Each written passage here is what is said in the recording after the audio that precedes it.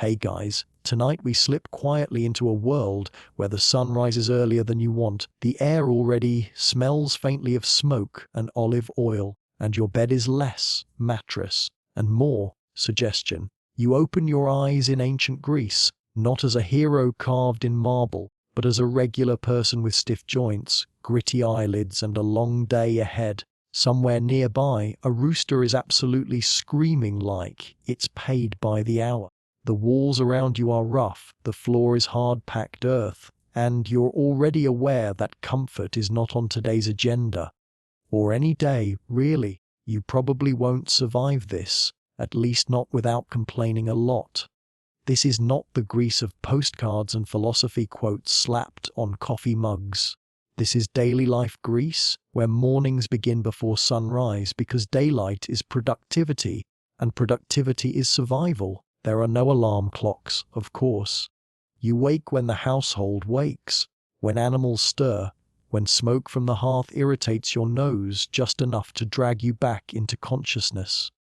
Historians still argue whether most Greeks naturally rose with the sun or were simply forced into early mornings by necessity. But either way, sleeping in is not culturally respected, it's suspicious, even lazy. So, before you get comfortable, take a moment to like the video and subscribe, but only if you genuinely enjoy what I do here. And while you're settling in and livelihoods, go ahead and drop your location and local time in the comments. Somewhere out there, someone is listening to this at 2 a.m., wondering why they chose a story about ancient hardship to fall asleep to.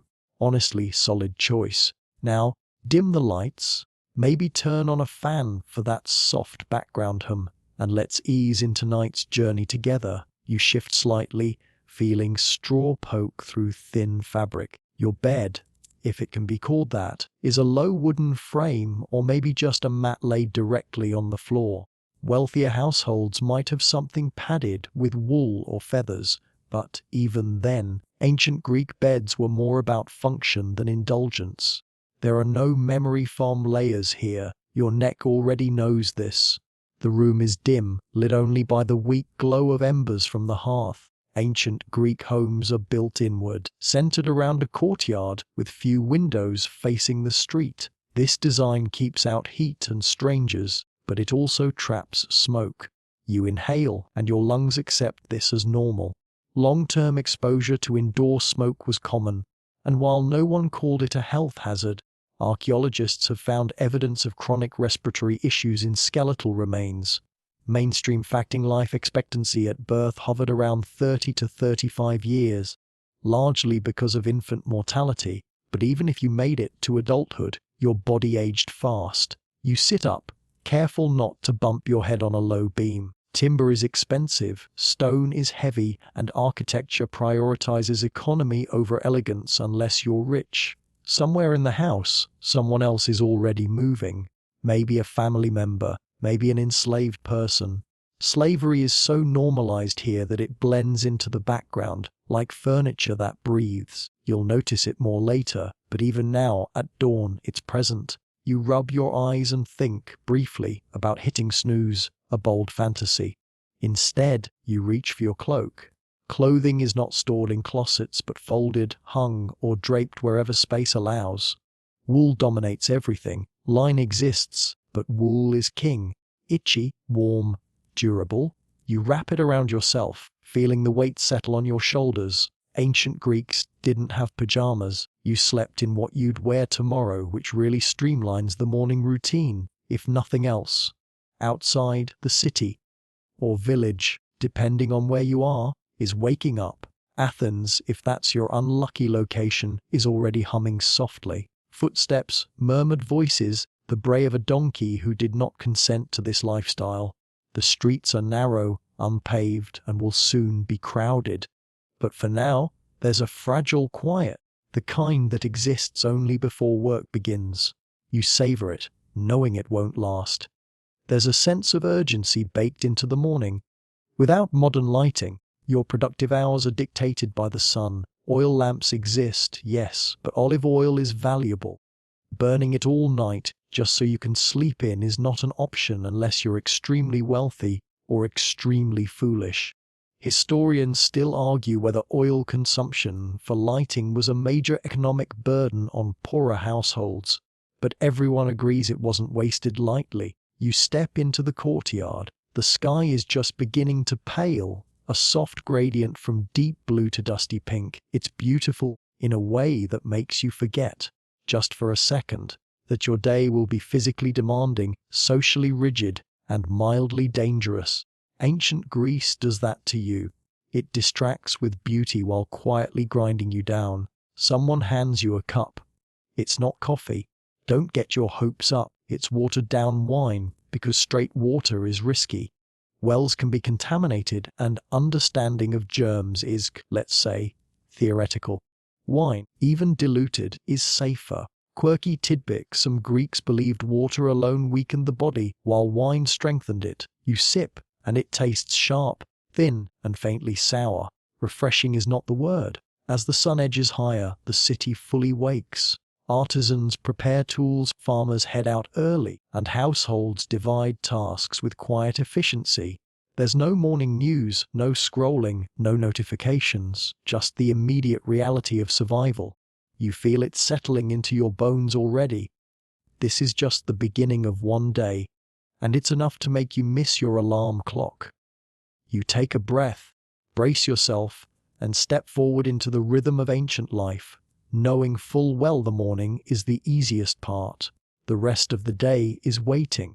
You move deeper into the house, fully awake now, and the reality of ancient Greek housing becomes harder to ignore. The structure around you is simple to the point of austerity. Walls are made of mud brick or rough stone, plastered over just enough to keep the wind out, and the floors are packed earth or Uneven stone. If you were hoping for cozy, this is more. Functional survival box. Homes are designed to keep in during winter and out during summer, which sounds smart until you realize ventilation is mostly an afterthought.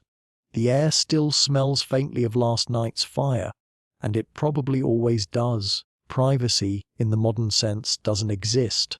Rooms open into one another, often without doors, just hanging cloths or wooden screens. You can hear everything. Every cough, every step, every whispered complaint about sore backs. If you live in a poorer household, humans and animals might even share space. Chickens wandering through courtyards are not charming here. They're just roommates who refuse to pay rent. Mainstream fact: most ancient Greeks lived in modest, 1- or 2-room houses, even in cities like Athens. You step carefully, because floors are uneven and occasionally damp. Roofs are made from wooden beams layered with reeds and clay tiles. They leak. When it rains, water finds its way inside, usually right where you don't want it.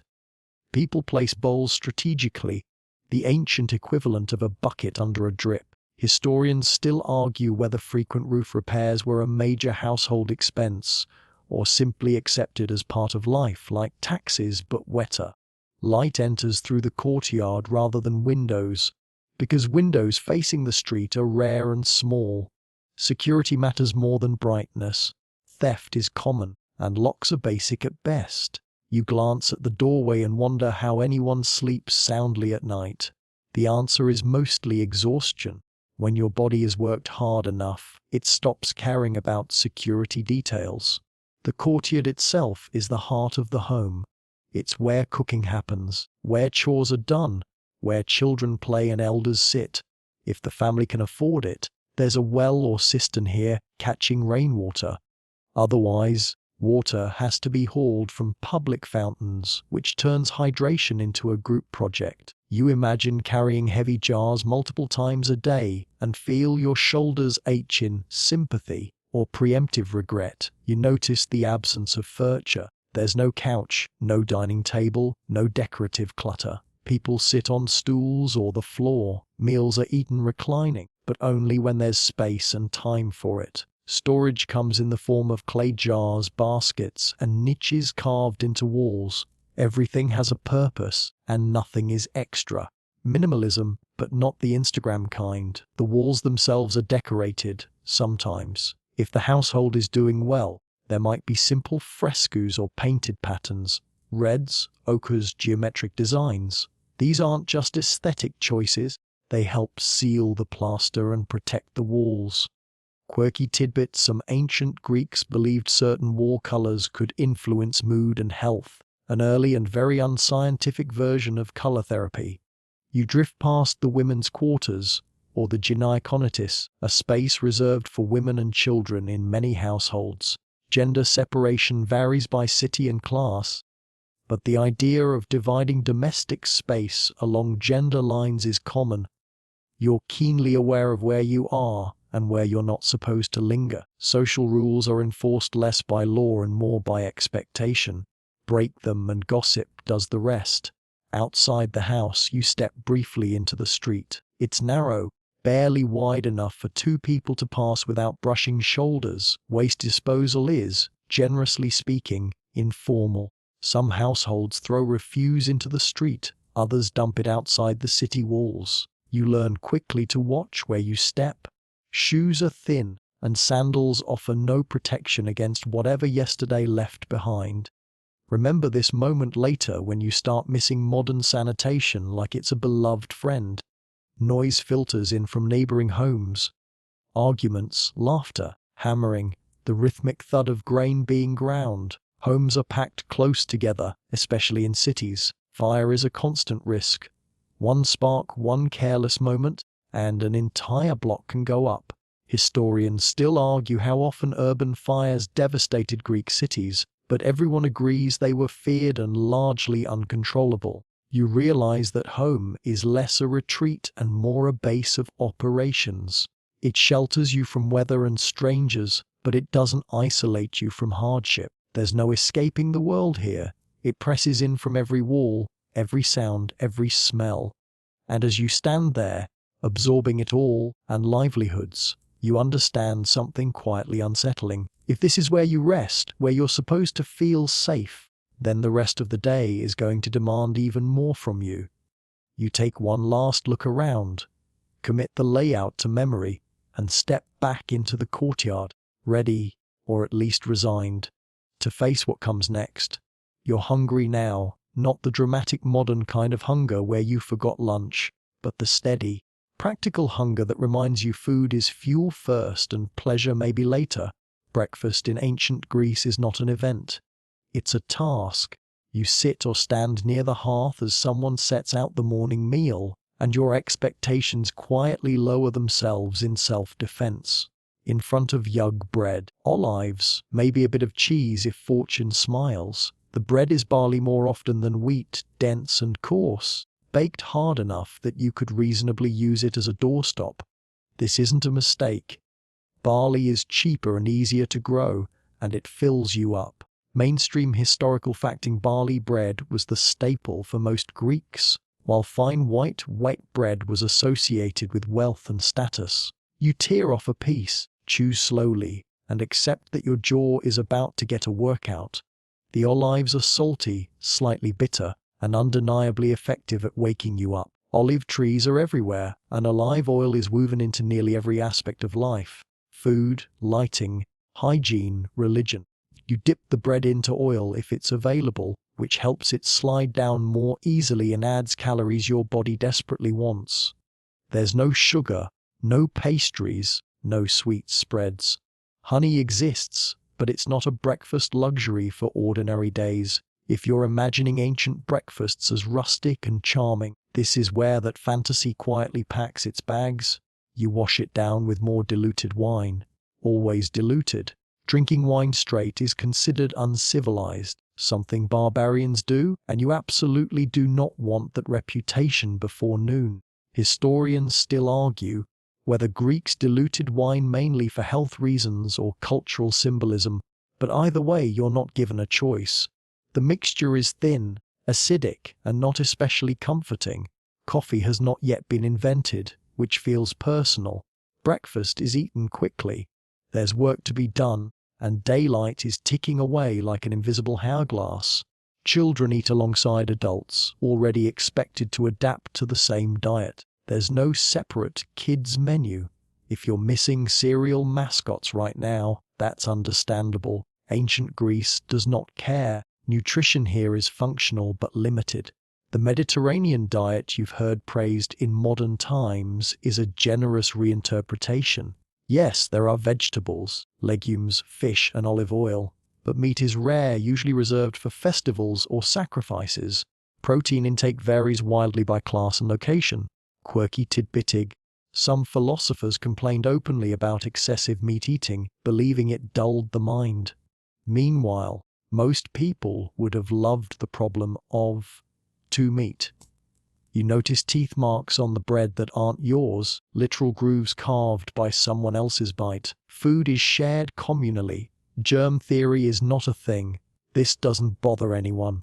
You hesitate for half a second, then remind yourself you're already breathing smoke indoors daily. Pick your battles. As you eat, conversation is minimal.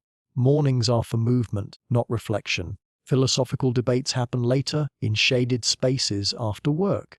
The image of ancient Greeks constantly lounging and pondering the nature of existence is deeply misleading. For most people, thinking too hard before breakfast is a luxury. You're too busy chewing and preparing yourself for labor. There's a subtle anxiety around food availability. Poor harvests, weather shifts, or trade disruptions can mean real hunger. Grain imports are vital, especially for cities like Athens. When ships don't arrive, people notice quickly. Historians still argue how close Athens regularly came to famine, but speeches and laws from the period show a city acutely aware that bread supply equals political stability. You chew thoughtfully, realizing this piece of barley bread is part of a much larger system. You also notice how repetitive everything tastes. Meals change little from day to day. Variety is seasonal and unpredictable. When something new appears, figs, fresh fish, lentils, it's appreciated quietly, without ceremony. Your modern brain misses novelty. Your ancient stomach just wants enough. Someone nearby dips bread into wine instead of oil. This is common too, softening the bread and making it easier to eat. It's practical, if not inspiring. You briefly imagine explaining avocado toast to this household and decide against it. That conversation would not go well. The meal ends without a clear signal. People simply finish, wipe their hands on cloth or tunic hems and move on. Dishes are minimal. Clay bowls, maybe a shared platter. Washing up means rinsing with water and maybe sand for scrubbing. There's no soap in the modern sense, though olive oil and ash sometimes fill the role. You flex your fingers, already rough from daily use, and stand. Your hunger is quieted, not satisfied. That's intentional. Eating too much in the morning is considered unwise. You're meant to stay light, ready to work. Excess is suspicious here. Moderation is praised constantly. Even when it's inconvenient. Especially when it's inconvenient. As you step away from the hearth, you feel the weight of the day settle back in. Breakfast didn't energize you so much as remind you that survival is cumulative. Small efforts stacked carefully. You glance once more at the remaining olives, commit their taste to memory, and move toward the door. This is ancient Greek breakfast, humble, repetitive, and absolutely not optional. You're fed just enough to keep going. And as you step out into the growing noise of the morning, you understand that this pattern, eat simply, work hard, expect little, is about to repeat itself in many forms. Your mouth is still dry from the bread, so the next thing you think about is water. Or rather, how careful you have to be with it. Hydration in ancient Greece is a daily negotiation with risk. You carry a small clay cup or jug and livelihoods. And you're constantly aware of where your next drink will come from and whether it's going to betray you. Clear does not mean clean, and nobody here trusts water the way you do. Public fountains are scattered around the city, fed by springs or aqueducts if you're lucky enough to live somewhere advanced. Athens, for example, had impressive water systems for its time. Mainstream historical fact: Greek engineers constructed aqueducts and underground channels to supply cities, a quiet but crucial achievement that kept urban life possible. Still, contamination is common. Animals drink upstream. People wash nearby. Rainwater picks up whatever it passes over. You take a sip and try not to think about it too hard. This is why wine is everywhere, not as indulgence, but as insurance. Diluted wine is considered safer than water alone, partly because the fermentation process kills some pathogens. Nobody understands microbes, of course, but experience teaches caution. Quirky tidbit: some Greeks believed wine had almost magical purifying qualities, capable of correcting bad humors and warding off illness. You don't feel magically protected, but you do feel less anxious drinking it. The standard ratio is usually 3 parts water to 1 part wine, though this varies. Drinking wine undiluted is frowned upon, associated with loss of self-control and barbarism. You're expected to know your ratio the way you know your name. Historians still argue whether this practice significantly reduced disease or mainly served social regulation, but either way, you're not skipping it. You refill your cup at a nearby fountain. It's a social space, mostly women and enslaved people waiting their turn with heavy jars balanced on hips or shoulders. Water collection is labor-intensive and repetitive. You watch someone carefully adjust a cloth padding under a jar to keep it from digging into skin. This is a learned skill. Spill too much and you're walking back empty-handed. Cleanliness is relative. There's no daily bathing routine the way you know it. People wash hands and faces, sometimes feet, but full body washing is occasional. Water is too precious to waste casually. When you do wash, it's cold, very cold. Soap doesn't exist yet, not really. Instead, olive oil is rubbed onto the skin, then scraped off with a metal tool called a striggle, taking dirt and sweat with it. It's effective, but not exactly refreshing. You catch your reflection faintly in the surface of a water basin. Your face looks tired already. Skin is weathered from sun and wind. Teeth are worn down from coarse food. This is normal. Aging shows early here, and no one is particularly sentimental about it. Surviving matters more than looking youthful. You smooth your hair back with damp fingers and move on. As the morning warms, thirst becomes more frequent. You ration your intake instinctively. There's no bottle to carry everywhere, no guaranteed refills. Planning matters.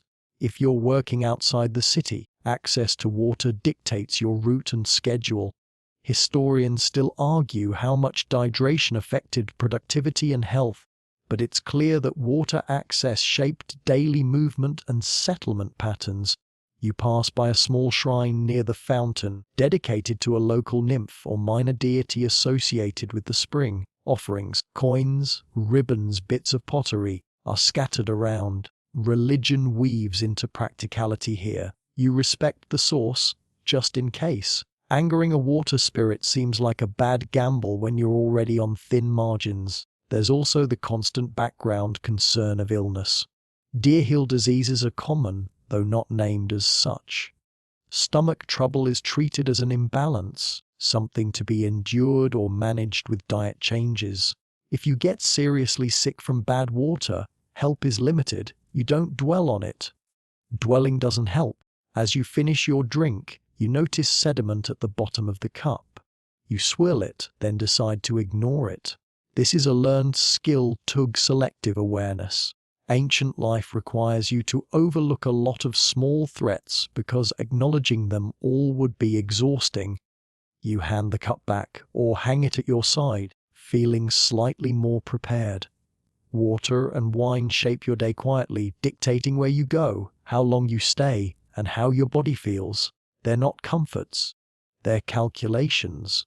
As you step away from the fountain and into the growing heat, you understand that even something as simple as a drink comes with strategy here. Your throat is no longer dry, but your awareness is sharper. Every sip is a decision. Every decision carries weight. And this is still just the morning. The sun is higher now, and you start to feel it pressing down on you. Not gently, not romantically, but with a steady insistence that reminds you who's in charge. This is when your clothing really starts to matter. Or rather, when you realize how little protection it actually offers. You adjust your tunic, a simple rectangle of wool pinned at the shoulders, and feel the fabric scratch lightly against your skin. Wool is everywhere.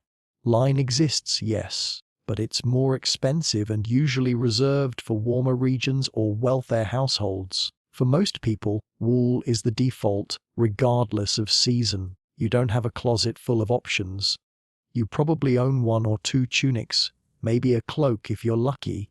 These garments serve multiple purposes: clothing by day, blanket by night, sunshade, towel, and sometimes pillow.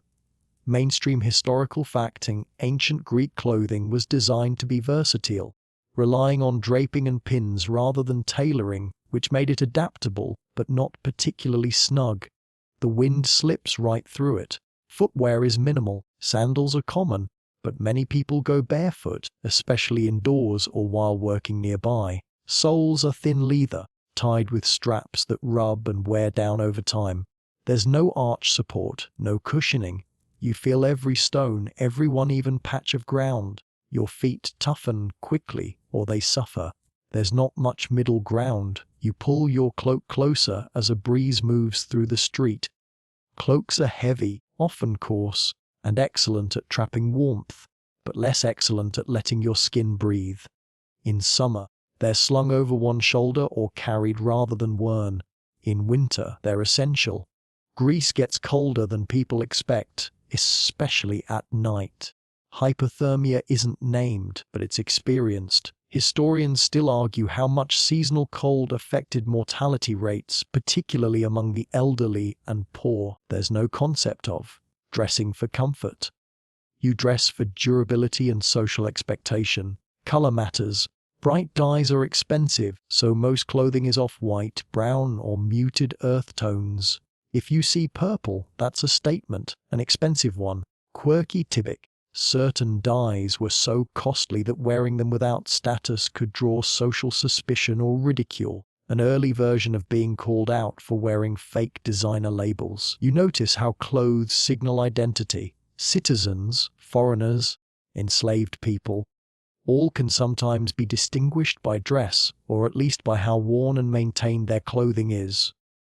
Cleanliness matters, but it's relative. Washing clothes is labor-intensive, involving water and physical scrubbing. Stains are inevitable. You stop noticing them after a while. As you walk, sweat gathers under the wool. There's no deodorant, no antiperspirant. Body odor is part of life, mitigated occasionally with oils or perfumes if you can afford them. You catch a faint scent of herbs and olive oil on your own skin. It's not unpleasant, just human. You realize that ancient cities smell like people first and everything else second. Protection from the sun is limited. Hats exist, but they're not universal. You squint, pulling your cloak up slightly to shade your neck.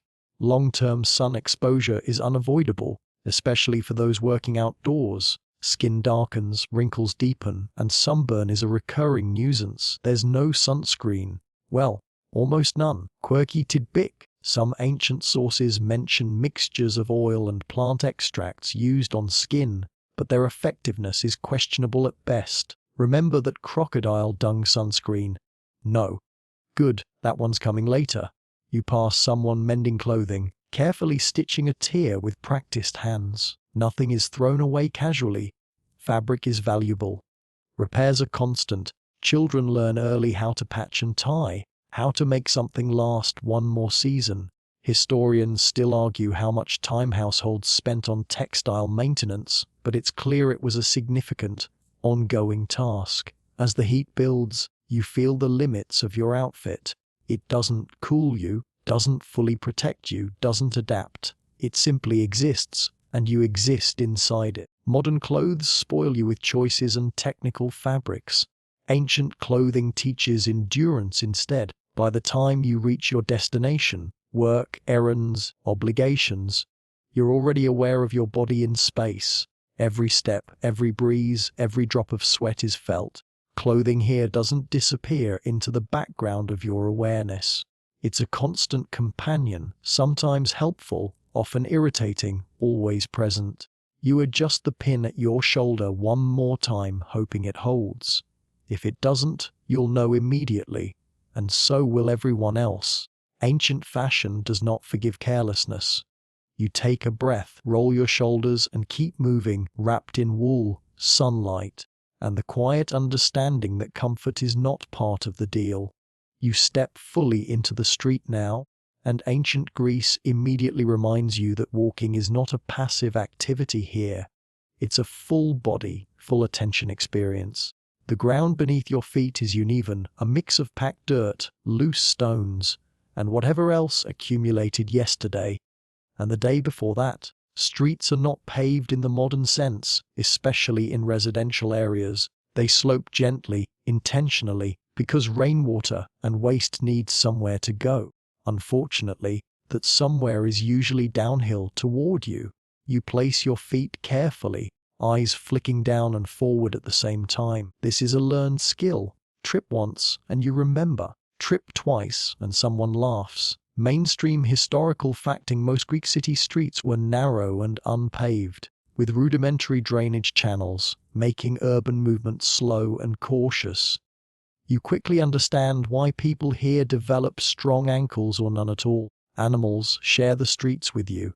Donkeys hauling goods, goats wandering wherever they please, dogs half owned by everyone and no one. They leave behind evidence of their presence, and there's no sanitation department to handle it.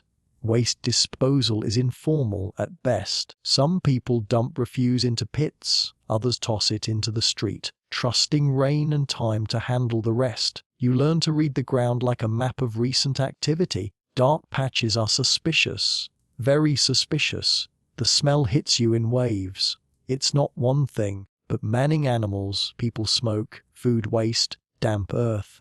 Your brain starts categorizing it automatically, deciding what can be ignored and what requires attention. You adapt faster than you expect. Historians still argue how tolerant ancient urban populations were to constant smells, but adaptation is clearly part of survival. Complaining doesn't clean the street. You pass open doorways where household life spills out, someone grinding grain, someone arguing loudly, someone singing badly and confidently. Privacy is thin. Sounds bounce off stone walls and follow you. You hear everything whether you want to or not. This constant noise becomes background hum, like traffic does for you now. Silence would be unsettling.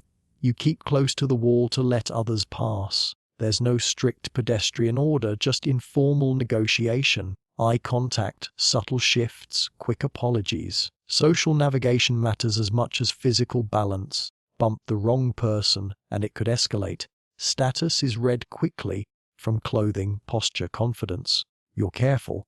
A cart rattles past, wheels clacking over stones, splashing something unpleasant near your sandals. You flinch too late. This happens. You wipe your foot on the ground and keep going. Shoes are sacrificial. Quirky tidbit: some Athenians reportedly walked with sticks not just for support, but to test the ground ahead or nudge obstacles aside, an ancient version of defensive walking. Street hazards aren't just physical.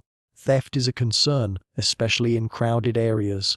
Pickpocketing exists, though not in the romanticized way. It's clumsy, opportunistic, and sometimes violent. There's no police force as you know it, just citizens, magistrates, and social pressure. Historians still argue how effective informal law enforcement was, but everyone agrees awareness is your first defense. As you move toward the busier parts of town, the streets tighten. Vendors set up stalls wherever space allows. Goods spill into walkways. Baskets, jars, piles of produce. You weave through carefully, exchanging brief words or nods. Everyone is multitasking, walking, selling, arguing, listening. It's overwhelming at first, then strangely rhythmic. Drainage channels cut across the street, shallow grooves that carry water and waste away. You step over them, hoping nothing splashes. During heavy rain, these channels overflow, turning streets into slippery streams. You make a mental note to avoid low areas later. Memory is a survival tool here. You notice how buildings lean inward, upper stories jutting slightly over the street. It creates shade, which is welcome, but also a sense of being enclosed. Laundry hangs overhead. Someone dumps water from an upper level without warning. You freeze just in time to avoid it. That could have been worse. There's no apology. None is expected. By the time you reach your destination, your calves are tight, your attention sharpened. Walking here is work. It demands awareness, balance, social intuition. You don't stroll, you navigate. You pause, take a breath, and glance back down the street you came from. It's already changed. New people, new animals, new hazards. Ancient Greek streets are never static. They're living systems, unpredictable and indifferent. And you realize something quietly important. If simply getting from one place to another requires this much effort, the rest of the day is going to ask even more of you. You adjust your stance, steady yourself, and step forward again, because stopping in the street is its own kind of danger. You arrive at work, or rather, you arrive at the place where effort is expected of you for most of the day. There's no clear boundary between work-life and life-life. Here, labor is not something you clock into, it's something you exist inside. Whether you're a farmer, artisan, laborer, or assistant to someone more important, your value is tied closely to how much you can physically produce and how consistently you can do it. If you're working the land, your day started even earlier than most. Farming is seasonal but relentless. Fields demand constant attention. Planting, weeding, harvesting, repairing tools, managing animals. Mainstream historical fact: the majority of ancient Greeks were involved in agriculture in some capacity, even if they lived near cities. You bend, lift, dig, repeat. There are no power tools, no shortcuts, just muscle and rhythm. If you're in a workshop, the labor is different but no less demanding. Potters shape clay on simple wheels, weavers work looms for hours. Metal workers hammer and heat with practiced precision. The air is thick with dust, fibers, or smoke, depending on the trade. Your hands ache, your back tightens, and you learn to ignore it. Pain is not a sign to stop, it's a sign you're doing it right. There's no weekend. The concept doesn't exist. Festivals provide occasional breaks, but they're tied to religious calendars, not labor rights. Even then, preparations often mean more work, not less. Historians still argue how much leisure time non-elite Greeks actually had, but evidence suggests it was scarce and unpredictable. The idea of resting because you're tired would sound absurd here. You glance around and notice who is not working, or at least not visibly.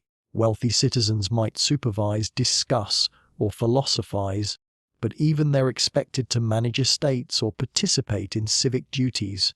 Complete idleness is frowned upon. There's a strong cultural suspicion of anyone who doesn't contribute in some visible way. Laziness is moral failure, not just a bad habit. Enslaved people do much of the hardest labor. They haul, grind, clean, and assist in nearly every setting. Slavery is woven so tightly into the economy that many people don't question at all. You notice how easily orders are given, how rarely thanks are offered. Quirky tidbits: some enslaved individuals were highly skilled, teachers, accountants, craftsmen, yet remained legally property. It's a contradiction no one here seems eager to resolve. As the hours pass, the sun climbs, and the heat settles into your muscles. There's no climate control, no ergonomic design. You shift your stance to relieve pressure, but relief is temporary. Meals are light and infrequent during work hours. Eating too much slows you down. Water breaks happen when they can, not on schedule.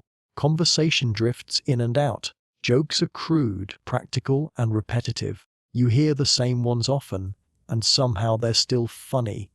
Humor here is a coping mechanism. Someone complains about their back like it's a familiar enemy.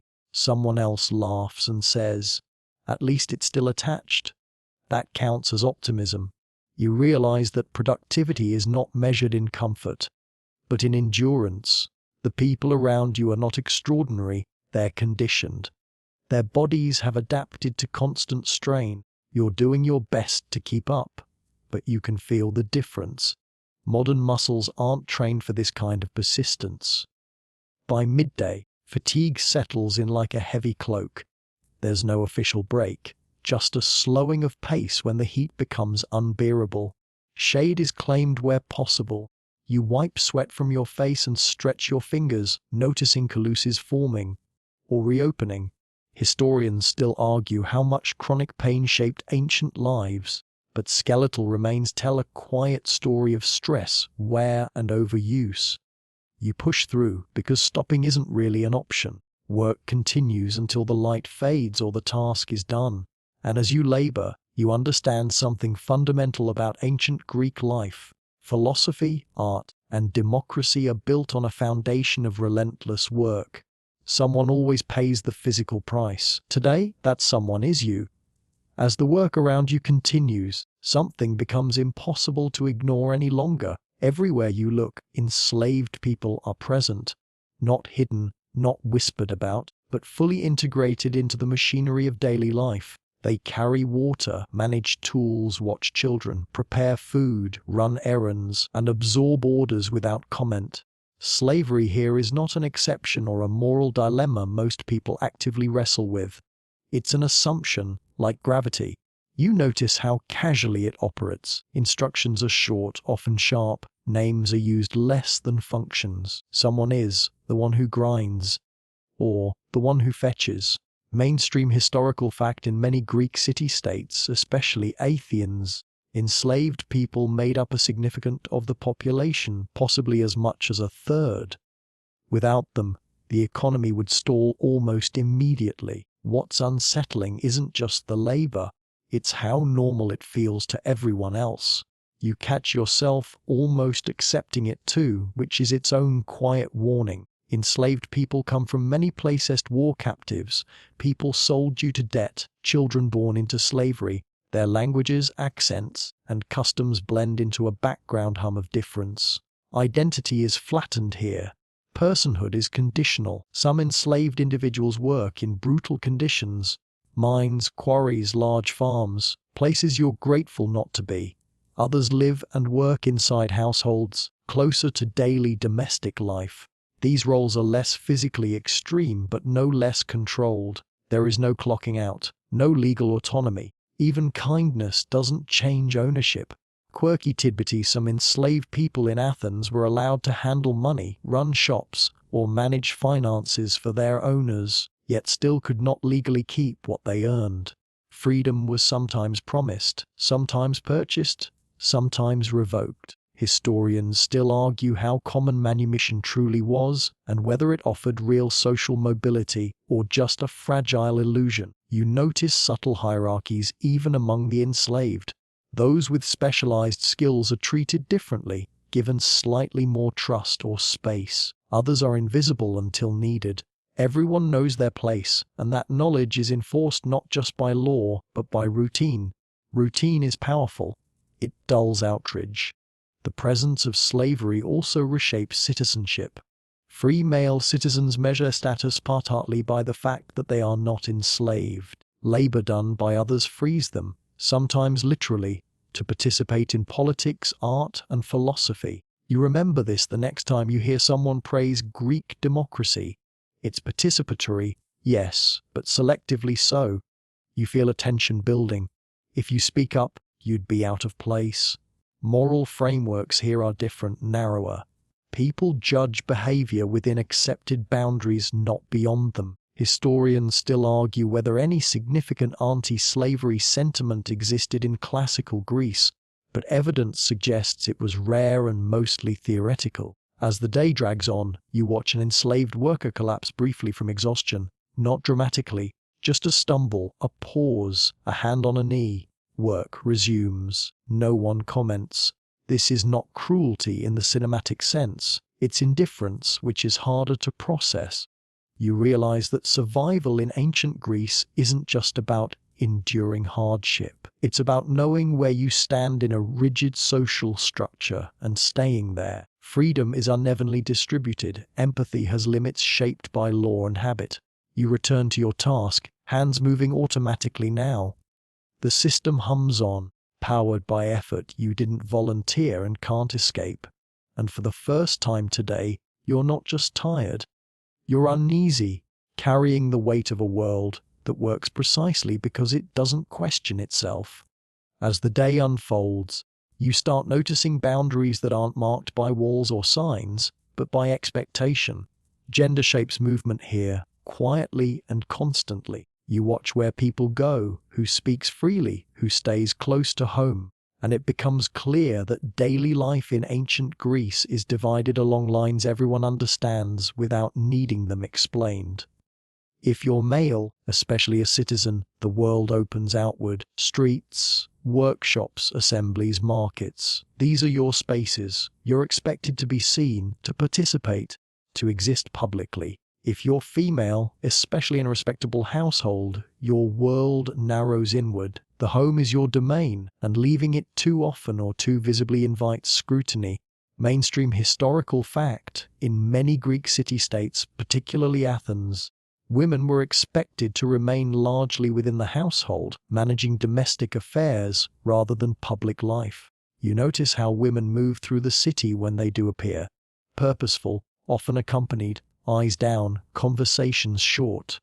Water collection, religious festivals, funerals. These are acceptable reasons to be outside. Leisurely wandering is not. Reputation matters, and it's fragile. A woman's honor is tied to visibility, or rather, the lack of it. Inside the home, women's labor is constant. Spinning, weaving, food preparation, childcare, managing household, enslaved people, all of it happens behind the scenes. It's skilled work, repetitive and essential. Cloth production alone consumes enormous amounts of time. You watch hands move automatically at a loom, thread passing back and forth in a rhythm older than memory.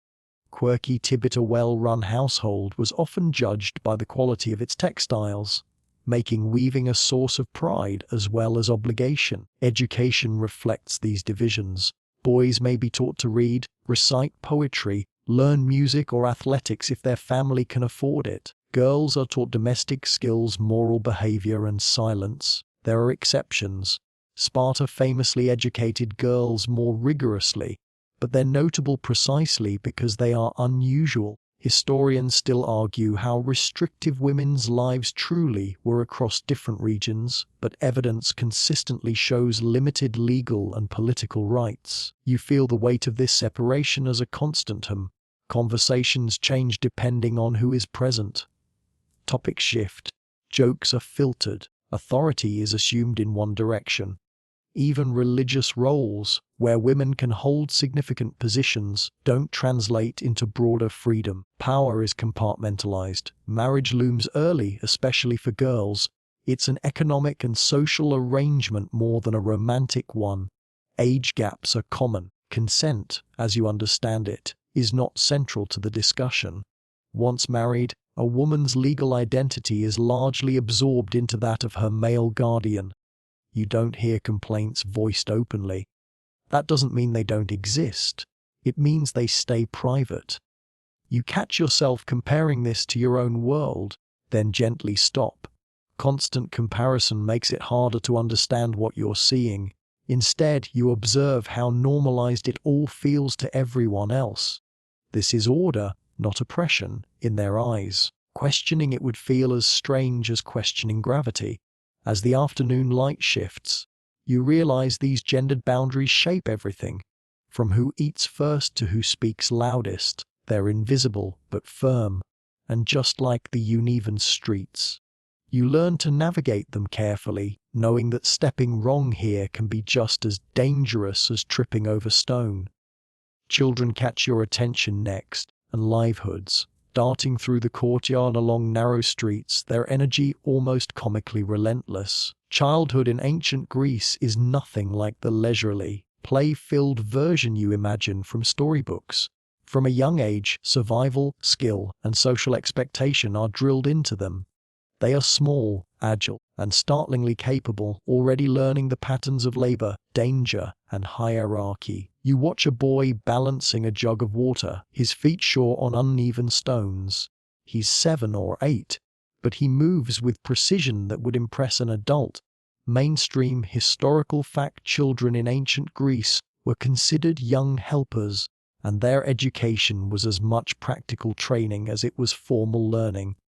Physical tasks, chores, and early exposure to household responsibilities were standard. You can't help noticing your modern hands would likely fumble under the same load.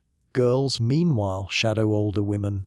They fetch, spin, stir, and sweep. Their laughter is brief, functional, and often punctuated by scolding or instruction. Play exists, yes, but it's interwoven with training. Toys are simple. Dolls, sticks, small clay figurines. But even these serve to teach. Quirky tidbitting, some clay dolls were designed with movable limbs, essentially ancient action figures, though they doubled as tools for teaching care and dexterity. Scholars still debate whether such toys were primarily recreational or educational, but for children here, learning and play blur together. Even mealtime reinforces lessons. Children eat the same simple food as adults, no special portions. Nutritional variety is limited, but the diet is enough to shape bones and stamina early. You notice how quickly they develop tolerance for coarse bread, strong wine mixtures, and salty olives. Your taste buds would complain, there's barely notice. Discipline and endurance start young. Physical toughness is prioritized. Running, climbing, and balancing are daily exercises, whether the child is helping in a field, carrying water, or dodging livestock in the street. Injuries happen, and the response is rarely coddling. Minor scrapes are a fact of life. Minor sprains are a test of perseverance. Historians still argue how much early physical hardship impacted adult health, but skeletal evidence shows robust musculature and joint stress from a young age. Education, for those who can access it, varies. Boys from wealthier households might attend a paideia, a formal schooling for literacy, poetry, and music. Most children, however, learn rolling tasks, social rules, and local history. Girls receive instruction from mothers or female relatives, largely focused on household management. Literacy for women is rare but not unheard of. Scholars still debate how widespread female literacy truly was, but evidence suggests it was exceptional rather than standard. Despite all this, children laugh, shout, and play within these constraints. Their world is smaller than an adult's, but it's vibrant and alive. There's a rhythm here at work. Learning, quick play, more work. You marvel at their resilience, their ability to navigate streets, animals, chores, and social expectation before most modern humans have mastered walking properly in sneakers. Watching them, you also feel a subtle anxiety. This is what prepares them to survive in the same world you're struggling through. Skills, stamina, and obedience are cultivated early because adulthood will demand everything. There's no extended childhood, no buffer against the harshness ahead. And as you look at their small, confident movements, you understand that enduring ancient Greek life begins far sooner than you imagined. By now, your mind drifts to education in the broader sense, not just the lessons learned through toil or play.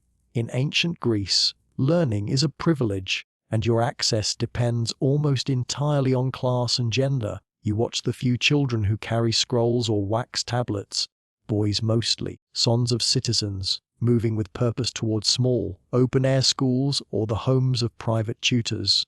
Mainstream historical fact formal education, called paideia, was largely reserved for free male children, particularly in city-states like Athens, where literacy, music, and rhetoric were prized. If you're outside this elite circle, literacy may never touch your life beyond the occasional official document or religious text.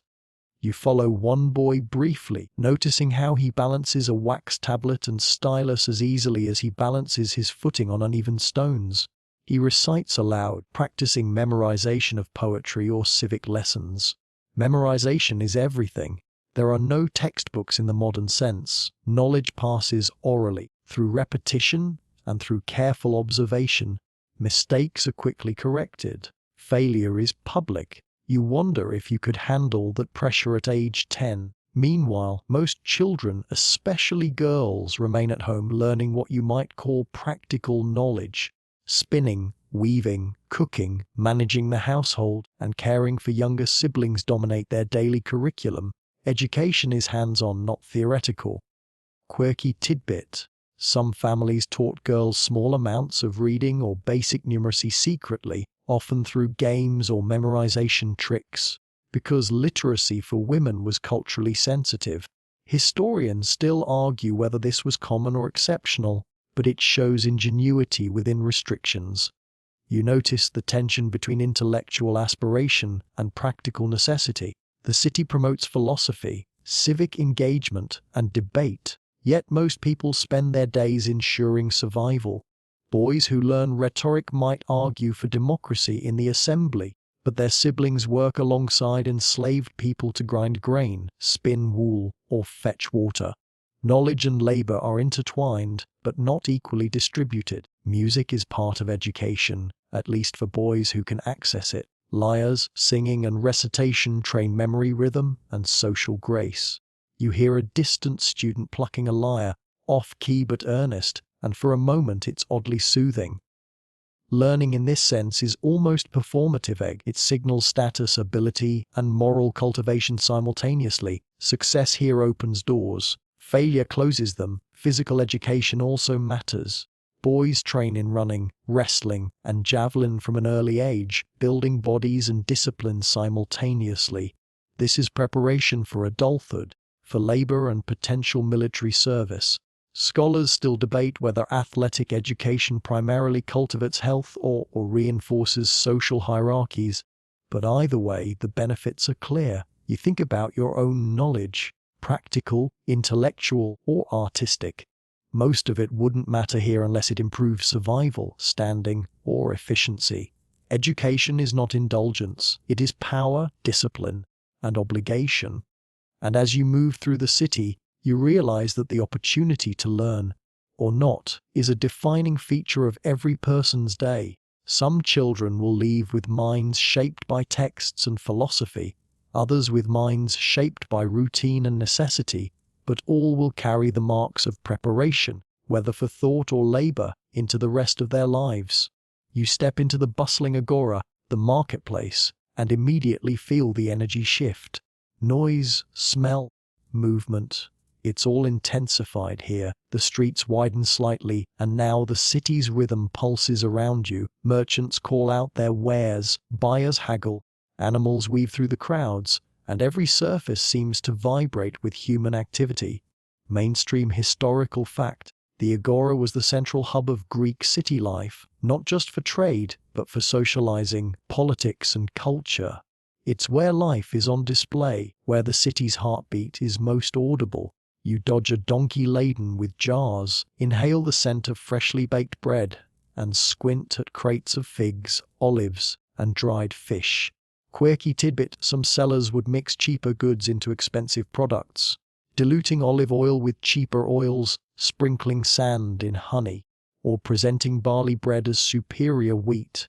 Consumers were skeptical, but subtle deception was part of the marketplace theater. Historians still argue how widespread food adulteration truly was, but vigilance here is essential. Haggling is constant. Prices aren't fixed. Negotiation is a skill as necessary as muscle. You see a man waving a coin, speaking loudly and gesturing broadly, while the seller shakes her head, countering with a lower offer. Everyone in earshot is a potential judge or referee. You step lightly, aware of social cues: who can be ignored, who must be acknowledged. Failure to navigate this correctly might leave you short-changed, or worse, embarrassed. Social standing is visible even in commerce. Vendors' stalls are diverse. Some are simple tables, crates, or woven mats. Others are more elaborate setups for wealthier patrons. You pass a perfume seller scattering fragrant powders over small bowls, trying to entice customers. The smell is cloying, almost overpowering after the mix of bread, olives, sweat, and animals. You wrinkle your nose, realizing that scent is a constant challenge here, demanding attention as much as sight or sound. Children are present, as always. Some assist parents, balancing small coins or calling out goods. Others dart around, narrowly avoiding collisions with adults or livestock. Play and labor blend. You notice how quickly they learn to anticipate the movements of people and animals, adapting instinctively. Your own reflexes would likely fail. Food is abundant, but not guaranteed. Spoiled or inferior goods are common. You handle a fig, smell it, and set it aside, hoping you're making the right choice. Taste is learned as much as instinctive. Eating in the marketplace is also risky. Flies, dust, and accidental contamination are unavoidable. You remember the watered-down wine from breakfast? It's not just habit, it's precaution. Conversation is layered. Merchants shout, customers bargain, and gossip flows freely. News travels through transactions often faster than formal announcements. You overhear political arguments, marital disputes, and a discussion about yesterday's festival. Historians still argue how influential market gossip was on politics and social perception, but clearly it shaped everyday understanding. Animals are omnipresent. Dogs sniffing scraps, goats tied near stalls, pigeons pecking leftovers. You dodge droppings more than once. Sanitation is an ongoing negotiation. Streets were narrow for a reason, but chaos reigns here, and you must constantly adapt. By mid-morning, you notice fatigue settling in. Your muscles ache from walking, your senses are overtaxed, and yet the marketplace refuses pause. Time moves differently here. The agora exists in its own rhythm, unconcerned with individual exhaustion. You feel like a participant in a living organism, constantly adjusting to its pulses and currents. As you navigate through, you realize the agora is more than trade. It's a microcosm of Greek society, labor and negotiation, hierarchy and skill, risk and reward. And just like walking the streets earlier, participating here demands constant awareness, endurance, and a willingness to adapt. By the time you pause for your next meal, you've learned that food in ancient Greece is rarely just comfort. It's a calculated necessity. You sit briefly at the edge of the agora, noticing the smells and the potential hazards around you. Every bite requires judgment, because spoilage is common and contamination invisible. You break off a piece of bread, dip it in olive oil, and try not to think about what might have passed through hands or dust before reaching you. Mainstream historical facting food preservation techniques were rudimentary. Salting, drying, fermenting, and meals were highly seasonal. Freshness was a constant concern.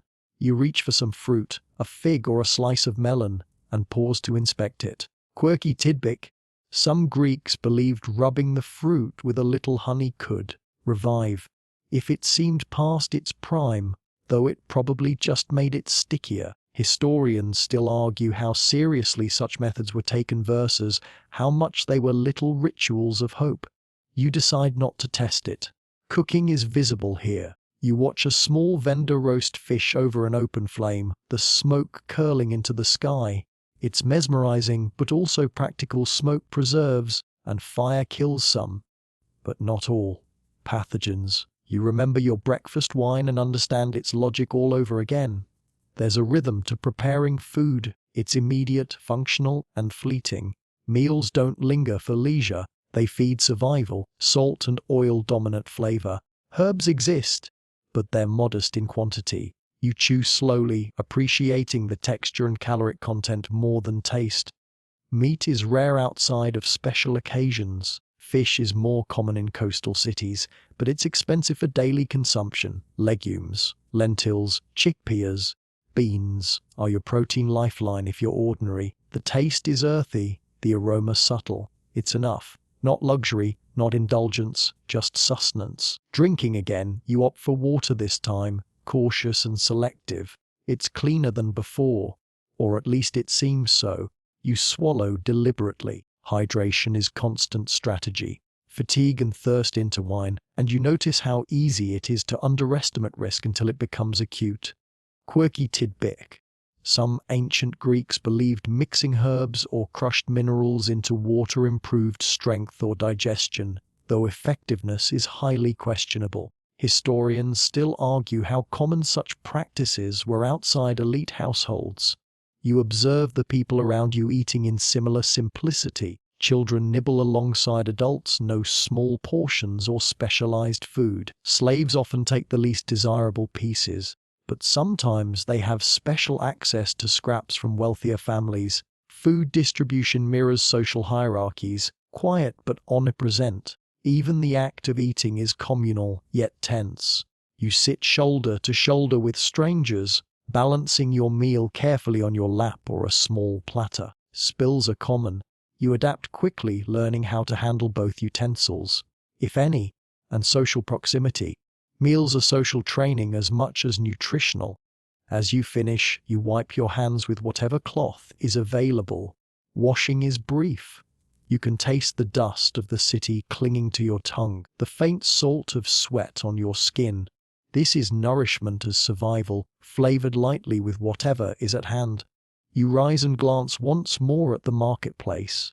The smells, the movement, the constant negotiation. All of it is a reminder that food is never just food. It's strategy, status, and risk management. You feel simultaneously nourished and wary, understanding that in this world, every meal is a small victory. Every bite a calculated step toward staying alive another day. With your stomach modestly satisfied, you return to the rhythm of work, now tempered by the heat and exhaustion that has been building since dawn. Sweat collects under your tunic, and your muscles protest every motion, reminding you that your body isn't simply a vessel. It's an instrument, constantly tested. Mainstream historical facted. Physical labor in ancient Greece was unrelenting, and even non-elite adults could expect to exert themselves from sunup until well past midday. With brief breaks for minimal nourishment, endurance wasn't optional, it was survival. You approach the tools you'll need, whether for farming, crafting, or assisting others in the household. Wooden handles are rough, metal edges imperfectly forged. You grip tightly, adjusting your stance, because one slip could cost more than embarrassment. It could mean injury. The artisans nearby work with similar intensity. Pottery wheels spin, hammers clang on metal, looms clack rhythmically. The air vibrates with exertion. Quirky tidbits and craftsmen use their feet as stabilizers or extra tools, pressing clay or adjusting pulleys. Scholars still argue how common multi-limb coordination was taught formally versus learned by necessity, but either way, skill is honed by repetition. Noise becomes part of your environment rather than a distraction. The rhythmic hammering, the murmur of transactions, the occasional shout or laughter. It all blends into a background tempo that helps you maintain focus. Even fatigue aligns with rhythm. There's a pace to labor that the body adapts to over hours. You feel the strange pleasure of muscles moving in sync with the city itself, though the satisfaction is tempered by the knowledge that effort is never complete. Your hands are raw by now. Calluses have formed, small cuts bleed intermittently. You've learned to ignore them. Sensitivity is a luxury you cannot afford. Even minor pain is background noise integrated into the daily experience. Historians still debate how chronic minor injuries shaped life expectancy and productivity, but skeletal evidence shows clear signs of repeated strain, particularly in upper limbs and backs. As you work, you notice the social choreography around you. Every gesture is evaluated. How you lift, how you hand over materials, even where you position yourself relative to others. Hierarchies are subtle but constant. Enslaved people carry the heaviest burdens and the most risk. Free citizens manage, direct, and supervise. Children imitate adults. You're aware of your own place in this continuum, learning which movements and expressions will keep you safe and respected. Occasionally, a passerby offers brief encouragement or critique. You catch a snippet of advice, practical, immediate. Firm grip. Angle the blade. Balance your weight. It's part instruction, part ritual acknowledgement of competence. Ignoring it isn't safe, but following it too literally might slow you down. There's a subtle negotiation between obedience and efficiency that never ends. You pause briefly to wipe your brow and survey the surroundings. Dust and sweat cling to your skin, mingling with the smells of animals, baked goods, and smoke. The sun has climbed higher, making every step heavier. Yet there's a strange satisfaction in motion, in contributing to something tangible. Even survival is productive, measurable in minutes, steps, or pounds of material moved. As the afternoon progresses, fatigue deepens but the work does not ease. Shadows lengthen, heat persists, and your body continues to demand more. Every movement is deliberate, every breath counted. You understand, finally, why ancient Greeks developed endurance not just as physical skill, but as cultural expectation. Life itself is the labor, and in this relentless rhythm, a quiet awareness settles in your day is a continuum of effort, nourishment, observation, and adaptation. Comfort is optional, and survival demands constant attention. There is no modern pause button, no distraction from discomfort, only presence, persistence, and the unfolding of a day that insists on being fully lived, step by step, breath by breath. By mid-afternoon, your attention shifts to hygiene, or rather the practical, minimalist version of it that exists here. Bathing is rare and purposeful, not leisurely. Most people wash hands and faces multiple times a day, but full body cleaning is intermittent, often tied to available water, the season, or religious ritual. Mainstream historical fact: in Greeks valued cleanliness, particularly in public and religious contexts, but regular bathing was more sporadic for the average person than modern imagination allows. You glance at a water basin and realize even a small ritual like washing your hands has strategy behind it. You dip your fingers into cool water, scrubbing carefully with sand or ash if available. Quirky tidbit: some Greeks used olive oil as a cleanser, and rubbing it on skin before scraping it off with a curved metal strigil. This method removed dirt and sweat while also softening the skin, an early version of multitasking skincare. Historians still argue how effective this was versus just rubbing dirt around, but it's culturally ingrained and widely practiced. Hair is washed infrequently and combed rigorously when done. Oils or scented herbs may be added if affordable. You run your fingers through your hair and note how quickly sweat and dust return. It's inevitable. The effort of keeping clean is constant and only partially successful, a reminder that control over your environment is always limited. Clothing requires its own hygiene practices. Wool and linen are brushed, beaten, or rinsed. Stains are scrubbed out. You realize that garments double as blankets, wraps, and work clothes. Everything must last, everything must function. There's no luxury of excess. Repairs are frequent, skillful, and necessary. You catch a glimpse of a needle passing quickly through cloth, reinforcing not just fabric but survival itself. Feet are another concern. Sandals provide minimal protection, and barefoot walking is common indoors. Dirt, stones, and animal droppings make their mark quickly. You pause to rinse yours, already anticipating the next encounter with uneven streets. Quirky tidbit: some urban Greeks sprinkled ash or fine sand on floors to help absorb dirt and reduce slipperiness, a primitive cleaning technique. Historians still debate how hygienic or effective this truly was, but it's a daily routine in many households. Waste disposal is mostly outdoor. Chamber pots exist, but most refuse. Urine, human waste, garbage is deposited in streets, pits, or outside city walls. You navigate carefully, noticing the patterns and avoiding hazards. Public sanitation is rudimentary at best. Exposure is constant, and adaptation is critical. This aspect of life is invisible to modern convenience but unavoidable here. Sweat, dust, and oil mingle as you continue. Hygiene is less about comfort and more about function, protection from disease, and adherence to social expectation.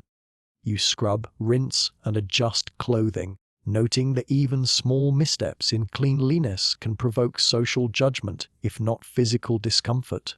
Presence and appearance matter, even when survival dominates.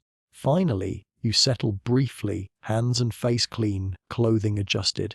There's a small satisfaction in this modest routine. It's neither luxurious nor thorough by modern standards, but it works. Hygiene here is a quiet discipline, a way to maintain control over an unpredictable environment. You recognize it as another skill required for endurance, like walking streets or navigating social hierarchies.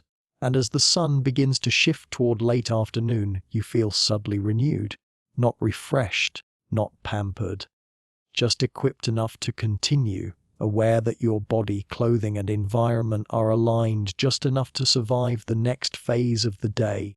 As late afternoon settles in, your attention drifts to the pace of commerce and labor winding down. The agora begins to shift subtly. Noise softens, crowds thin, and merchants start tolling coins, packing up wares, or sending enslaved assistants to store goods. Mainstream historical fact. Marketplaces in ancient Greek cities had defined hours aligned with daylight. But the informal nature of trade meant that activity ebbed and flowed depending on demand, weather, and social rhythms. You feel the change in tempo immediately. The city seems to exhale. You observe the rituals of closing up, mats are rolled, jars stacked, baskets inverted. Quirky tidbitting. Some shopkeepers would sprinkle a bit of water over the floor before closing, claiming it would bring prosperity or keep pests away, a practice as much superstition as hygiene. Historians still debate how seriously these gestures were taken, but they reveal the interplay of belief and daily routine. You watch, fascinated by the blend of practicality and ritual. Money changes hands in a quieter, more deliberate way now. You notice how coins are counted carefully, sometimes inspected for wear or authenticity. Fraud and clipping were concerns. A small error could mean significant loss. Financial literacy, it seems, is as critical as physical labor. You handle a coin tentatively, thinking of how it will circulate and what effort went into earning it. The value is palpable. Children linger, running small errands or helping with packing. Their energy is sharper here, more playful, less constrained by the previous intensity of labor. You notice how adept they are at navigating the residual chosong, balancing goods, avoiding splashes from overturned barrels, and keeping track of instructions. By this age, they're practically miniature adults in skill if not size. Historians still argue how formalized this early labor training was versus entirely observational, but its effectiveness is undeniable. Enslaved people move swiftly, anticipating the needs of the day's end. Jars are lifted, mats folded, leftover food collected. You see one individual pause briefly, adjusting a strap that is worn nearly through. Minor repairs like this are essential. They prevent bigger disasters tomorrow. Attention to detail is as critical as physical strength, and both are exhausted after a full day. Quirky tidbit. Some enslaved workers had personal strategies to make their workday more tolerable, like pacing themselves or using humor to mask fatigue. Though these tactics are rarely documented officially, conversation is subdued, shouts become whispers, gossip persists. But the tone is reflective rather than performative. You overhear a woman discussing preparations for the evening sacrifice, someone else counting coins, and a craftsman lamenting a damaged tool. Life continues and social negotiation does not pause even as physical labor wanes. You notice how the light shifts across buildings and streets. Shadows grow long and warmth lingers in the stones and earth. Movement slows naturally. The city seems to contract slightly. Animals, too, respond. Dogs wander homeward, goats cluster near stalls for the night, and birds settle in niches and rooftops. You realize that this is the city's internal clock, dictated not by bells or schedules but by sunlight, temperature, and instinct. Finally, you pause to observe the flow of people leaving the agora. Citizens, enslaved individuals, children, merchants, all disperse along familiar paths. Each knows their route, their timing, and the expectations tied to it. You join them, your own muscles still humming with effort, your senses alert. Late afternoon in ancient Greece is a bridging a moment where work meets home, labor meets leisure, and every movement is measured against survival, social expectation, and the city's rhythms. Evening approaches, and with it, a shift in both pace and purpose. The sun is low, painting stone walls gold and lengthening shadows in narrow streets. The heat of the day lingers, clinging to your skin and clothing, but there's a subtle relieving. Labor is tapering, and the city exhales. Mainstream historical fact in many Greek city-states. Evening marked a transition from public activity to private or domestic routines. a predictable rhythm that structured daily life around light and social expectation. You notice households opening doors and windows, calling children in, and beginning preparations for dinner. Quirky tidbits: some families would sweep courtyards and sprinkle water over the ground, not just for cleanliness, but because they believed it symbolically cooled the household and warded off restless spirits. Historians still debate whether these practices were superstitious, practical, or a mix of both, but they reveal how subtly ritual permeates everyday life. The streets are quieter but still alive. Children linger a little longer than usual, darting between homes or playing briefly near fountains. Their laughter is more spontaneous now, untethered from the strictness of daytime work. You watch one girl balancing a small jug, her posture cautious but confident. It strikes you again how early skill and responsibility are instilled. You'd probably drop that jug multiple times. Dinner preparations are underway. Fires are lit in simple hearths, clay pots simmer with lentils, vegetables, or fish, and bread is sliced. You notice the economy of movement in each gesture: efficient, rehearsed, and purposeful. Meals are not long, luxurious affairs. They are functional, with small pleasures added where possible. Olive oil, herbs, and occasionally honey elevate routine sustenance into something more palatable. Water is drawn for drinking and cleaning, and you drink carefully. Wine, if available, is poured modestly, always diluted as custom dictates. It is both safety and taste. Quirky tidbits: some Greeks flavored wine with herbs, resins, or even seawater for preservation and novelty. Historians still argue whether these additives were more medicinal, culinary, or cultural, but the effect on flavor is undeniable. Children eat first if they are young enough, followed by adults, though timing varies by household. You notice a subtle hierarchy: the eldest or most respected receives portions first, though not dramatically. Enslaved people often receive what remains after the household eats. Meals mirror social structure in microcosm, reinforcing expectations quietly but powerfully. You chew thoughtfully, aware that each bite is part of a system of order and survival. Conversation is minimal. Topics range from domestic matters to brief accounts of the day, occasionally punctuated by laughter or admonishment. Philosophy and politics rarely enter these spaces unless someone particularly educated is present, and even then, discussion is tempered by the domestic context. You sense that ideas thrive publicly but are domesticated in private settings, constrained by routine and hierarchy. As the sun dips lower, the temperature eases slightly, and shadows stretch across courtyards. You feel a subtle shift in your own energy, a mixture of relief, fatigue, and alertness. The city itself seems to slow with you, responding to light, heat, and social rhythm. Movement becomes more deliberate, senses slightly relaxed, though still alert to hazards, social cues, and the needs of the household. Evening in ancient Greece is a quiet negotiation between labor and rest, social expectation and domestic life. Every action, from lifting a pot to pouring water, reflects knowledge, skill, and adaptation. And as you sit or stand amidst this ritualized motion, you understand that the day has been continuous, demanding, and instructive. Survival here is never passive. It is constant engagement, in rhythm with the city, the household, and the natural world. Night falls gradually, and with it comes a different kind of alertness. Darkness is not total. Torches, oil lamps, and moonlight cast flickering shadows, but it is enough to make movement more cautious. You notice how streets narrow visually, how familiar routes feel suddenly sharper, more demanding of attention. Mainstream historical fact: artificial lighting in ancient Greece was rudimentary and expensive. Most people relied on daylight, and activity after dark was limited to necessity, safety, or ritual. You adjust your pace, careful of uneven stones and the occasional stray animal. Quirky tidbit: some families would place small oil lamps in niches outside their homes, not just for illumination, but because they believed the flame repelled malevolent spirits.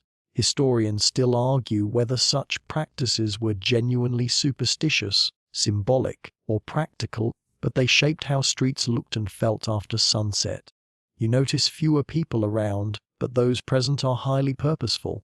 Enslaved people continue to fetch, carry and clean, parents corral children indoors. Some wealthier citizens stroll briefly to inspect property or enjoy the mild evening air.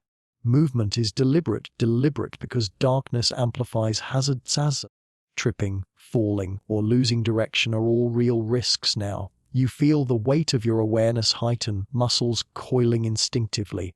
Sounds change too. The day's clamor softens into distant voices, scuffing feet, and animal noises, dogs padding, cats hunting, the occasional crow or owl.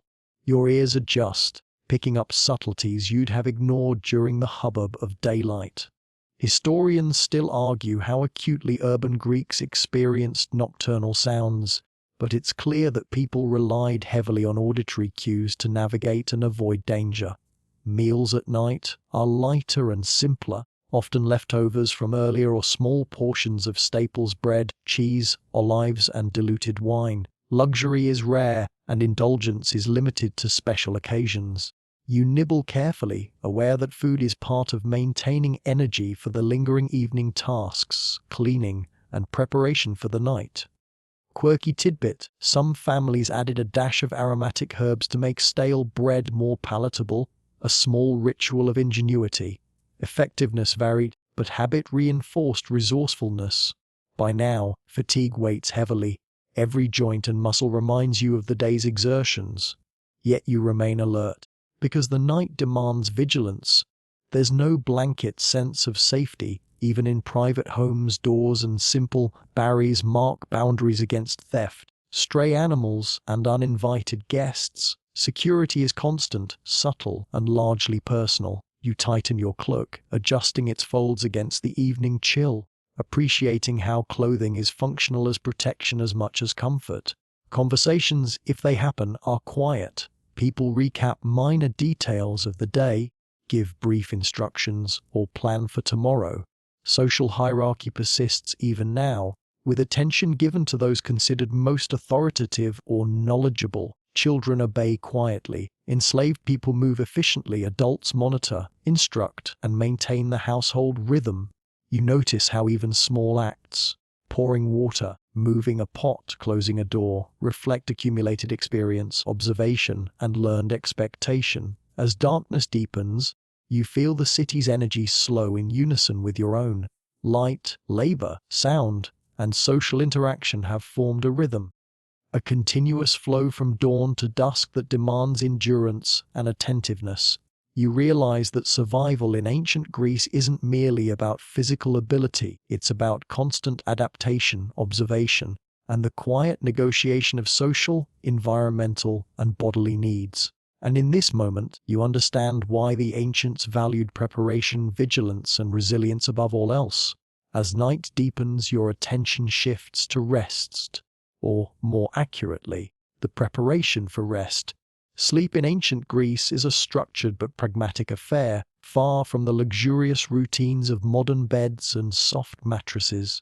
You notice that homes are minimally furnished. Mats, straw-filled cushions, and simple bedding dominate. Mainstream historical fact: most Greeks slept on simple mattresses stuffed with straw, reeds, or wool, sometimes elevated on wooden frames, and rarely had individual bedrooms. Privacy is limited. Entire families often share a single space, adjusting positions and timing for comfort. You begin to arrange your bedding, flattening straw and adjusting cloths to create a tolerable surface. Quirky tidbit: some Greeks placed aromatic herbs or small stones beneath bedding to repel insects, improve scent, or encourage dreams. Historians still argue whether these practices were primarily superstitious or simply practical, but they reveal an early human desire to control one's sleep environment. The room is dimly lit by an oil lamp or torch. Shadows flicker across walls, creating movement where none exists, and you notice a faint tension in your body as your eyes follow the patterns. Even in familiar spaces, darkness introduces unpredictability. Noise carries differently: the scuffing of feet, a dog's bark, distant chatter. Even the wind against shutters feels amplified. You relax slowly, training your ears to filter essential sounds from ambient ones. Clothing is adjusted for sleep, often simply removing outer layers or loosening pins. The wool tunic remains close, sometimes worn overnight to ward off chill. You notice how the temperature drops quickly after sunset, especially in stone or mud brick homes. Night air is cooler, cleaner, but carries subtle smell so's herbs, cooking remnants, animal odors, and dust. You inhale deeply, recognizing that even the simple act of sleeping here engages your senses fully. Children are tucked in first, frequently under the supervision of a parent or older sibling. Enslaved people, if present, may also rest nearby, though often in separate corners or rooms. Adults organize themselves according to hierarchy and necessity. There is a rhythm to this process, rehearsed, efficient, and mindful of shared space. Comfort is secondary to practicality. You lie down on the straw, feeling the uneven surface beneath your body. Every lump, ridge, and straw fragment communicates subtly with your muscles. You adjust repeatedly, seeking equilibrium, understanding that movement in the night must be cautious. A wrong roll could disturb others or puncture bedding. Sleep is a negotiation between body and environment. As your eyelids grow heavy, you reflect on the day. Labor, hygiene, meals, social interaction, and adaptation all built into a continuous pattern that demands endurance. Night does not erase these lessons, it reinforces them. You feel a creeping appreciation for the discipline, the rhythm, and the constant negotiation that defines ancient Greek life. Outside, the city settles. Animals quiet, streets empty, and even the agora seems to exhale. Inside, quiet murmurs fade into silence, punctuated only by faint creaks of wood, distant calls, or the rustling of fabric. You recognize this as the world's way of signaling transition from vigilance to rest, from action to reflection, from day to night. And as you drift toward sleep, you sense that surviving a single day in ancient Greece is a triumph, not just of physical endurance, but of attention, adaptability, and presence. Your body, mind, and senses are fully engaged, preparing you for another day in a world that never forgives carelessness. Night deepens, and the city grows quieter, but sleep is not immediate. You lie on your straw mat, muscles fatigued yet restless, senses attuned to sounds both real and imagined. Mainstream historical fact act. Greeks often segmented their sleep into periods, sometimes rising briefly during the night for chores, prayer, or attending to household needs. Rest was functional, integrated into life rather than purely restorative. Your body, conditioned for constant activity, instinctively prepares for these nocturnal demands. The darkness is profound, but faint moonlight or a dying oil lamp casts shifting shadows. You notice small movements, a rat scurrying, the sway of a curtain, the reflection of light on a jar. Quirky tidbits. Some Greeks kept small terracotta or bronze charms near sleeping areas, believed to protect against evil dreams or restless spirits. Historians still debate how widespread or effective such superstitions were, but the psychological comfort they offered seems clear. Outside, animals settle into their own patterns. Dogs curl in corners, cats stalk quietly, and occasional hooves tap against stones. You recognize the subtle rhythms, the low hum of life continuing even in apparent stillness. Every crake or shuffle registers in your minding some warnings, some mundane, all part of the environment you've learned to navigate. Sleep demands awareness even as it calls for surrender. You shift slightly, adjusting the coarse bedding beneath you. It's never fully comfortable, but adaptation matters more than luxury. You recall the streets, the agora, the labor and negotiation of the day, and how every moment demanded attention. Each discomfort here has purpose, each challenge a lesson in endurance. Historians still argue how much the physical environment shaped cognition and social behavior, but the connection is undeniable. Body and environment are inseparable. The air is cooler now, carrying faint scents, leftover smoke, dried herbs, the earthiness of packed dirt floors, and traces of animals. You inhale and exhale deliberately, letting these sensory details anchor you to the present moment. The interplay of smell, touch, and temperature creates a heightened awareness, a way to remain safe while attempting to rest. Occasionally, muffled voices drift from neighboring homes. Conversations of the living continue softly, often about minor disputes, chores left undone, or plans for the next day. Even in darkness, social awareness is vital. You recognize patterns, learning to distinguish routine sounds from potential threats. This attentiveness is part of survival, as natural as sleep itself. As your body finally relaxes, your mind cycles through memories of the day, walking the streets, dodging hazards, observing hierarchy, sharing meals, learning the rhythms of labor and domestic life. Each memory reinforces lessons about resilience, adaptation, and attentiveness. Night is both an end and a quiet preparation, a bridge between the relentless demands of one day and the inevitable continuation tomorrow. You notice the subtle changes in breathing, the soft rise and fall of others around you, the stillness punctuated by occasional life. Sleep is slow to arrive, coaxed gently by fatigue and rhythmic awareness. You feel the deep connection to place and pattern, the city outside your walls, the household around you, the very structure of daily existence, all converging in this moment of tentative rest. And as your eyelids grow heavier, you realize that even in darkness, surviving in ancient Greece requires constant engagement, a merging of mind, body, and environment that stretches seamlessly from dawn to dusk and now into night. Every sense remains alert, yet surrender begins, marking another small triumph in this world of continuous challenge. Somewhere in the middle of the night, you steer slightly, not from dreams but from instinct. Your body remembers the streets, the marketplace, the labor, lessons etched into muscles and reflexes. Even now, in darkness, survival remains alone beneath consciousness. Mainstream historical fact: nocturnal activity was not unusual in ancient Greece. Household chores, guard duties, or late religious rituals occasionally required movement after sunset, and people adapted their sleep patterns accordingly. Your rest is segmented, functional, not purely restorative. You lie still, listening. Footsteps from a neighboring house, a distant dog's bark, the rustle of leaves stirred by wind. All these details are recorded subconsciously. Quirky tidbitting. Some Greeks reportedly used low-burning lamps near the bed, not just for illumination, but because the flame was believed to absorb or repel negative spiritual energy. Historians still debate how seriously these beliefs were taken outside ritual contexts, but you notice their subtle psychological effect. Comfort and vigilance intertwined. The room is cool now. Stone and clay walls retain the day's warmth imperfectly, and night chill seeps in. You tug at a blanket or tunic for warmth, adjusting to find balance between insulation and freedom of movement. You recall how clothes, bedding, and simple architecture work together to create a manageable environment, a small mastery over forces beyond your control.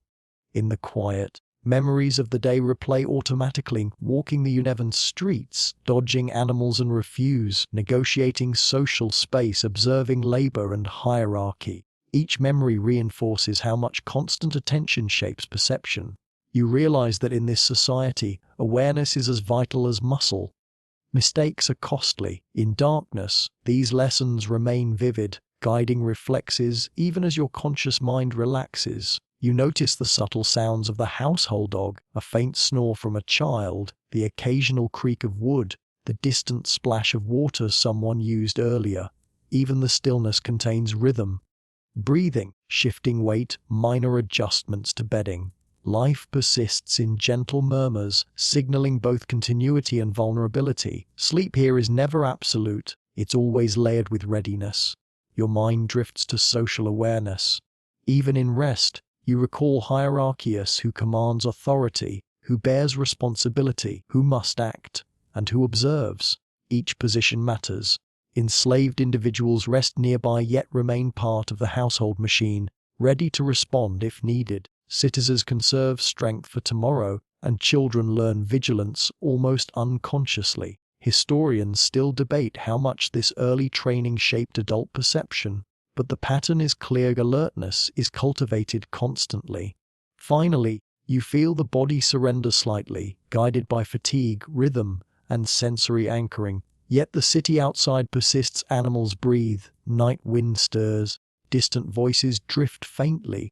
Your consciousness floats between awareness and unconsciousness, a liminal space where learning, survival, and adaptation continue even in sleep. You realize that in ancient Greece, life never fully ceases, it merely shifts forms from labor to rest, from observation to reflection, from daylight to darkness. The night deepens further, and your mind drifts along with it, skimming memories, sensations, and faint sounds. Sleep is partial, punctuated by reflexive awareness. Mainstream historical fact: ancient Greeks often practiced segmented sleep, with waking periods for prayer, chores, or tending to animals. Uninterrupted rest was rare.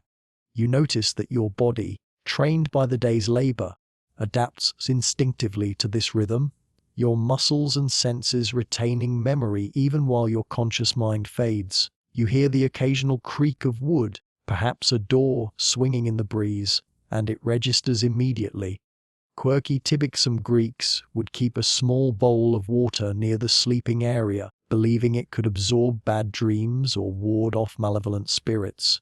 Historians still debate whether this was superstition, hygiene, or psychological comfort and livelihoods, but it demonstrates the intersection of belief and everyday life. You glance toward your own water vessel, recognizing a parallel instinct, practicality and protection intertwined.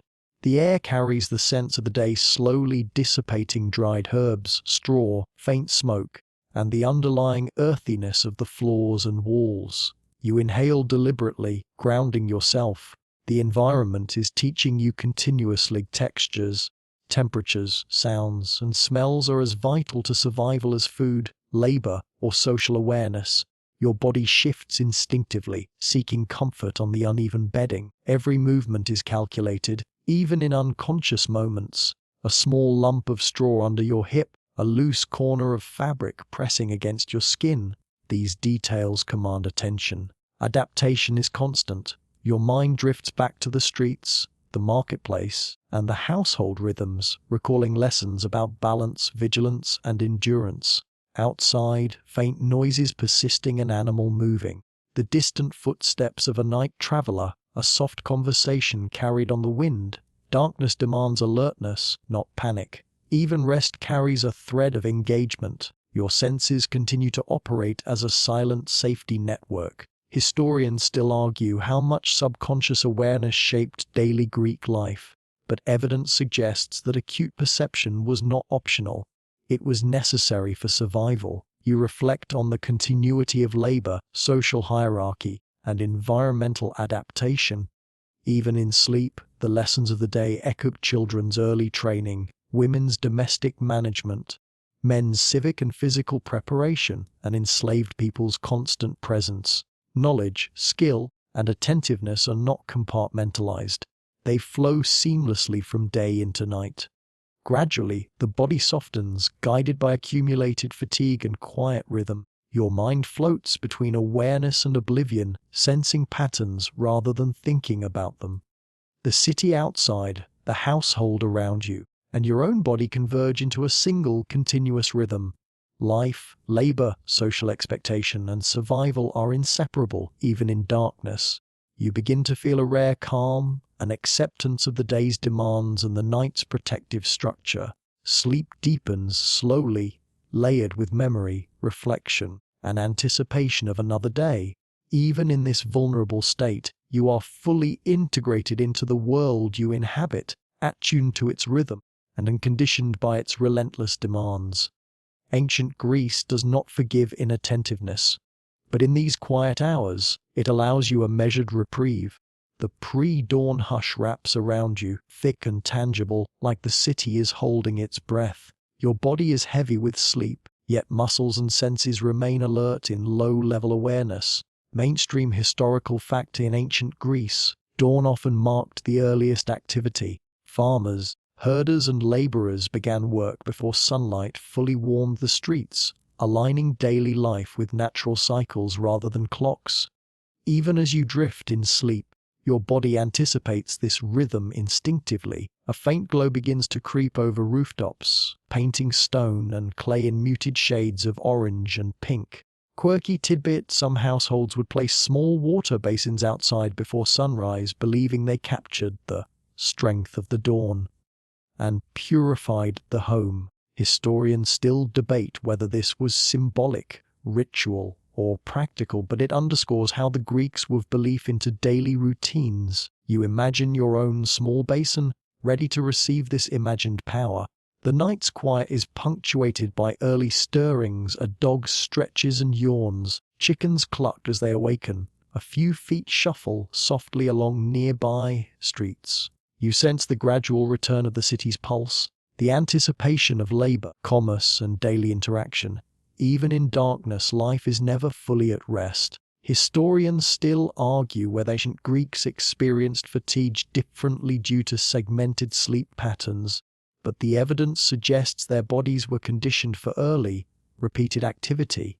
You shift slightly, eyes adjusting to the dim light, noticing every texture, the coarseness of straw, the folds of fabric, the coolness of stone against skin. Sensory memory guides you know where the hard spots lie, where to place your limbs, how to minimize discomfort.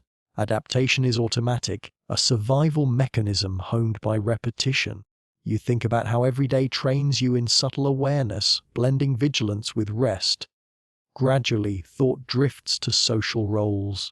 Even before conscious activity, your mind recalls the hierarchy that shapes every moment: who directs, who obeys, who carries, who observes. Enslaved people rise to prepare morning tasks. Children stir cautiously, balancing rest and responsibility. Women ready the household, ensuring meals, water, and cleanliness align for the new day. Every position matters, and even in semi-conscious sleep, your mind registers the continuity of structure. A faint breeze drifts through open windows, carrying the scent of the night's cool earth and faint hints of early cooking fires.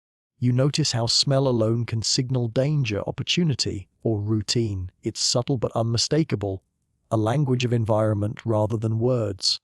Quirky tidbit: some Greeks believed inhaling certain herbs at dawn sharpened the mind and strengthened the body for labor, a primitive form of aromatherapy. Scholars still debate the prevalence of these practices, but sensory attunement is undeniably part of preparation. As the first rays of light fully illuminate the room, your body begins to anticipate rising. Sleep dissolves gradually, replaced by reflexive readiness. Muscles respond even before consciousness, stretching, adjusting, preparing for the day's demands. The city outside begins to hum with the promise of movement. The cycle of survival, labor, and social engagement restarts seamlessly, demonstrating that endurance here is a continuous thread, weaving night into day, rest into action, and observation into life itself. Dawn fully breaks now, and the city stirs with deliberate purpose. You rise, muscles stiff but conditioned by repetition, aware that the day ahead will demand attention, endurance, and adaptability. Mainstream historical fact mornings in ancient Greece were highly structured. Farmers and laborers set out early, merchants prepared stalls, and citizens headed to public gatherings or exercises. You feel the rhythm of the city before seeing much of it, a subtle hum beneath the visible activity. You step outside, feeling the uneven stones underfoot. The air is cooler, carrying scents of dew, cooking fires, and earth. Quirky tidbit: some households would sprinkle water on streets at dawn, not just for cleanliness, but to refresh the city. An odd mix of hygiene, symbolism, and superstition. Historians still argue whether these practices were practical, ritualistic, or a blend, but they reveal how Greeks integrated environment and culture seamlessly. Children move with practiced alertness. You notice how early training shapes reflexes. A boy balances a basket. A girl adjusts a jug on her head, both navigating paths between adults, animals, and debris. Every step demonstrates coordination honed by experience. Historians still debate how intentional this early training was versus learned observation, but it's evident that daily survival is an early lesson in efficiency, balance, and awareness. You observe the hierarchy returning as naturally as the sung citizens stepping forward confidently, enslaved people carrying loads efficiently, and domestic women orchestrating the household quietly. Each role has rules, expectations, and physical demands. Even minor missteps, dropping a jug, miscounting coins, or failing to observe social protocol, carry consequences. Adaptation and vigilance are continuous. By mid-morning, the marketplace hums once again, now with renewed energy. Merchants display wares, customers haggle, and the aroma of baked bread and fish mingles with dust and sweat. Noise is louder, movements sharper, and the social choreography you've observed for days unfolds seamlessly. Quirky tidbitting. Some merchants would use small coins strategically to test honesty or to subtly reinforce social hierarchies. An unspoken game within commerce. Historians still argue how widespread such practices were, but they underline the subtlety of social training here. Labor resumes across the city. Pottery wheels spin, workshops clatter, and fields beyond the walls demand early hands. You join in, muscles remembering previous effort even before your mind fully processes the tasks. Rhythm guides your repetition, endurance, observation, adjustment. Life is continuous, learning embedded in motion.